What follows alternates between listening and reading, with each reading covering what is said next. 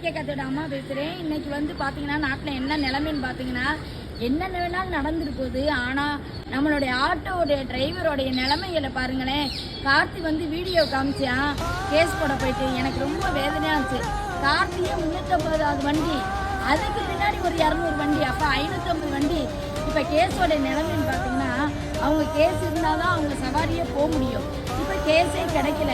எங்கெங்கே ஏதோ ஒரு பிரச்சனைக்காக இவங்க யார் பாதிக்கப்படுறா? நம்ம ஓட்டுநர் இனம் தான் பாதிக்கப்படுறோம்.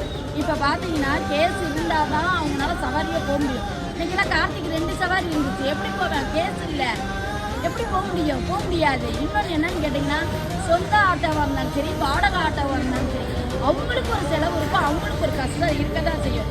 வாடகை ஆட்டோனா அவங்க வாடகைக்கும் பார்க்கணும், கேஸ் போடணும், அவங்களுடைய செலவு இருக்கு. அப்படிங்கிற இத்தனை பார்க்கணும். இது கேஸுக்கே போய் வரிசையில் நின்னா, இதுவும் இல்லாமல் இன்னைக்கு நிலைமையில பார்த்தீங்கன்னா கேஸ் விலையும் கூடி இருக்கு. அவங்க என்ன பண்ண முடியும்? சொந்த ஆட்டோ வச்சிருந்தாலுமே அவங்களுக்குன்னு ஒரு செலவு இருக்கும்ல, அதையும் பார்க்கணும்ல. இப்போ ஆரம்பம் ஒன்று இருந்தால் ஒரு முடிவுன்னு இருக்கும். இதுக்கு எல்லாமே நல்ல முடிவாக இருக்குன்னு சொல்லி நான் ஆண்டவனை வேண்டிக்கிறேன். இவங்க ஓட்டுநர் எல்லாருக்குமே எந்த ஒரு கஷ்டத்தையும் கொடுக்கக்கூடாது. ஏதோ ஒரு இது வந்துருச்சு, சுமூகமாக எல்லாம் முடியணும். இதுக்கு நான் ரொம்ப வேண்டிக்கிறேன். வீட்டில் ஆட்டி கொடுத்தோம் அப்படின்னு சொல்லணும். எனக்கு போய் பார்த்து அந்த இடத்துல எவ்வளோ பேருந்தமாக இருக்கிறது அந்த வீடியோ பார்த்துட்டு இருக்கிறேன். ஏன்னா நான் வீடியோ அந்த வண்டி பண்ணும்போது எனக்கு எவ்வளோ கஷ்டமாக இருந்துச்சு, அதோட அவங்க அதுக்குமே அவங்க கஷ்டப்பட்டாங்க. ஏதாவது ஒரு வழி கிடைக்குமா நான் சாமிக்கு வேண்டிட்டு அவங்க எல்லாமே நல்லாக்கும் நான் ஆசைப்படுறேன்.